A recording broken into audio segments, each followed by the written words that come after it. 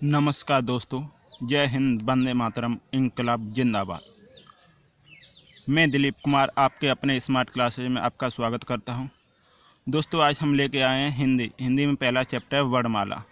जो दोस्तों मैं आपको बताऊंगा हिंदी वर्णमाला में कैसे क्या विभाजित किया है, किस तरह के क्वेश्चन आते हैं, वो मैं आपको आज पूरा संक्षेप में विस्तृत बताऊँगा। दोस्तों, इससे पहले मैं आपको बता दूँ, स्मार्ट क्लासेज के चैनल को सब्सक्राइब करें और बेल आइकन के बटन को दबाएं और वीडियो को लाइक और शेयर करें। तो दोस्तों, होता क्या है, भाषा की सबसे छोटी इकाई क्या है दोस्तों? भाषा की सबसे छोटी इकाई ध्वनि होती है। क्या है दोस्तों? ये क्वेश्चन सबसे ज़्यादा पूछा जाता है कि भाषा की सबसे छोटी इकाई क्या होती है, तो ध्वनि होती है, जिसे हम वर्ड कहते हैं। क्या कहते हैं दोस्तों? वर्ड कहते हैं। तो वर्णमाला क्या होता है? वर्णों के व्यवस्थित समूह को वर्णमाला कहते हैं। वर्णों के व्यवस्थित समूह को वर्णमाला कहते हैं। तो वर्णमाला को हमने दो भागों में विभाजित किया है। पहला होता है स्वर, दूसरा होता है व्यंजन। क्या है दोस्तों? पहला स्वर, दूसरा व्यंजन। हिंदी वर्णमाला में कुल वर्णों की संख्या कितनी होती है, ये क्वेश्चन पूछा जाता है। तो यह क्वेश्चन होता है हमारे कितने होंगे? 52 होते हैं। कितने होते हैं दोस्तों? 52। हिंदी वर्णमाला में कुल वर्णों की संख्या कितनी होगी? 52 होगी। तो दोस्तों, अब ये स्वर होता क्या है? वे वर्ड जो स्वतंत्र रूप से बोले जाते हैं उन्हें स्वर कहते हैं। क्या दोस्तों? वे वर्ड जो स्वतंत्र रूप से बोले जाते हैं उन्हें वर्ड कहते हैं। स्वर को हमने 3 भागों में विभाजित किया है। पहला होता है मूल स्वर या ह्रस्व स्वर, इसी को हम कहते हैं लघु स्वर। क्या होता है? दूसरा होता है हमारा दीर्घ स्वर और तीसरा होता है हमारा प्लुप्त स्वर। तो दोस्तों, मैं इसका बता रहा हूँ किस तरह से ये होते हैं।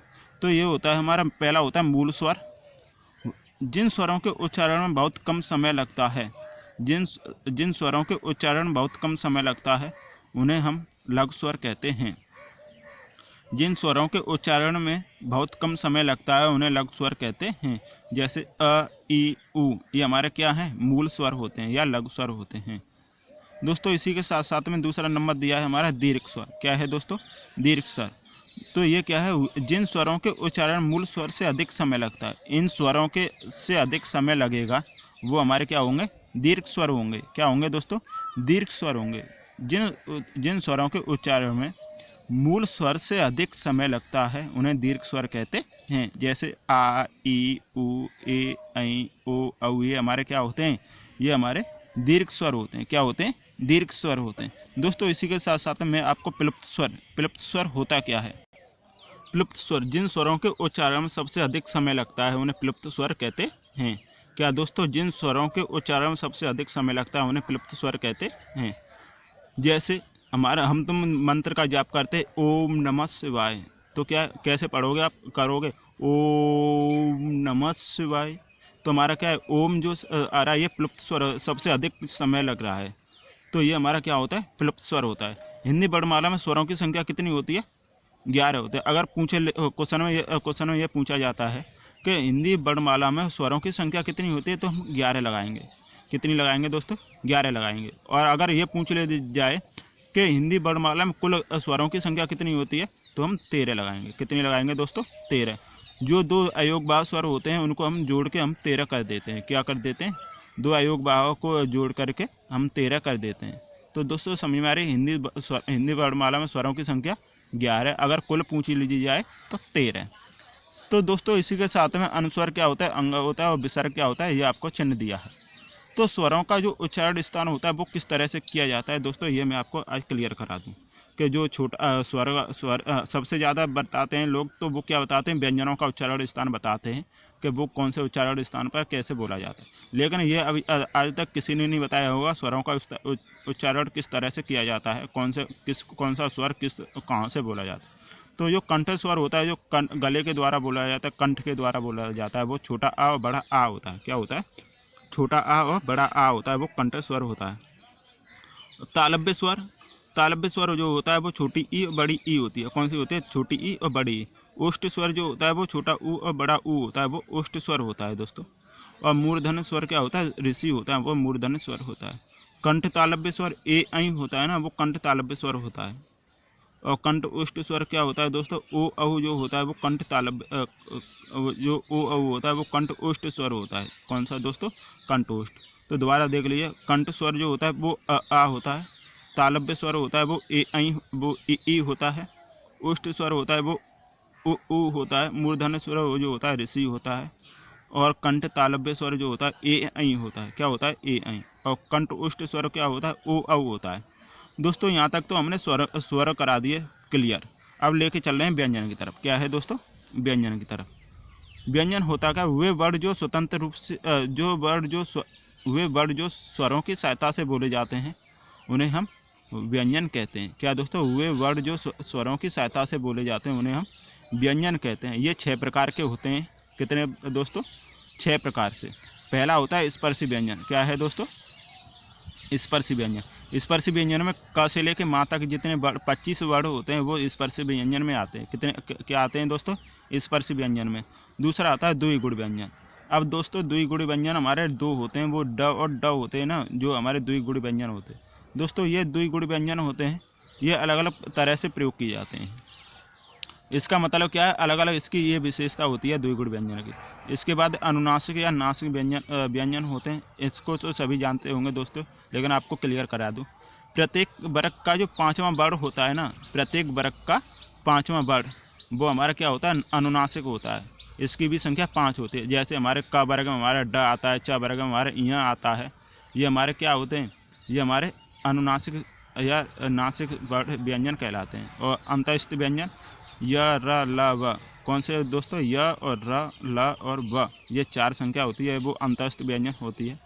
यहाँ से क्वेश्चन बहुत पूछे जाते हैं। अंतस्थ व्यंजन कौन सा होता है? ऊष्म व्यंजन कौन सा होता है? और संयुक्त व्यंजन क्या होता है? तो ऊष्म व्यंजन क्या होता है? स और ह, ये हमारे क्या होते हैं? ऊष्म व्यंजन होते हैं। कौन से होते हैं दोस्तों? ऊष्म व्यंजन। और संयुक्त व्यंजन क्या होते हैं?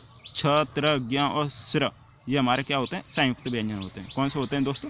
संयुक्त व्यंजन। यहाँ से दोस्तों ये 3 मैंने आपको बताएं, अंतस्थ व्यंजन, ऊष्म व्यंजन और संयुक्त व्यंजन। ये सबसे ज़्यादा ये क्वेश्चन में पूछे जाते हैं, तो इनको एक बार दोबारा देख लीजिए दोस्तों। और आप कभी दूसरे के नोट्सों से ना पढ़ें, अपने खुद के हाथों से नोट्स पढ़ोगे तो दोस्तों आपके काबिलियत और आपकी मंजिल आपके कदम चूमेगी। दोस्तों इसी के साथ साथ मैं आपको आगे लेके चलता हूँ।